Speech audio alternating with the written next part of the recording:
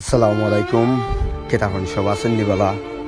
দুঃখজনক একটা বিষয়, আমরা রাজনগর মুন্সিবাজার করিমপুর চা বাগান একটি মর্মান্তিক একটা ঘটনা ঘটছে।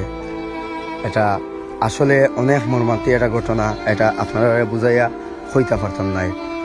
একটি মহিলা, একটা পুরুষ, মানে জামাইয়ে স্ত্রীরে যে গর্তটা আছে এই গর্তর ভিতরে ঢুকাইয়া এ জায়গাত বস্তা দিছে, বস্তা দেওয়ার পরে ডালাই করছে, এরপরে চাপ দিছে। আপনারা দেখতে পাররা অনেক নিম বুঝছেন নি, মানে এটা যেটা করছে এটা পুরা গেইনারে খাস কথা বুঝছেন নি। কোন কারণে করছে এটা সঠিক এখনো হওয়া গেছে না। আশা রাখলাম অবশ্যই এ জিনিসটা জানা যাইব, আর আপনারা অবশ্যই আমি বাদর ভিডিওটা অবশ্যই জানাইয়া দিব কীরকম কীত হইল না হইল। কিন্তু আপাতত কাজ চলে লাশ উদ্ধার করার। এনে প্রচুর মানুষ সকল আছেন, মেম্বার আছেন, চেয়ারম্যান আছেন, প্রতি ওয়ার্ডর মেম্বার সকল আছেন, প্রচুর মানুষ সকল আইছেন। আমি নিজেও এটা শুনিয়া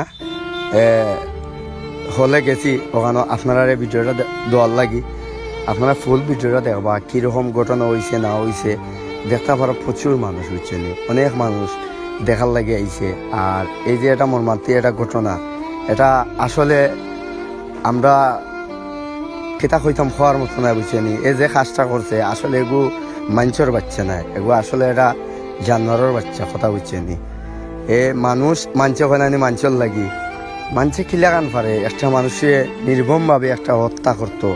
আমি তো মানে কল্পনা করতে পারলাম না বুঝছেনি, মানে ভাবতাম কিতা ভাবতো আমার ডর করে বুঝছেনি। এরকম অবস্থা দেখরা কি এটা করতো, মানে যে কাজটা করছে কি একবারে মনে করেন গেইনারে কাজ করছে কথা বুঝছেন নি।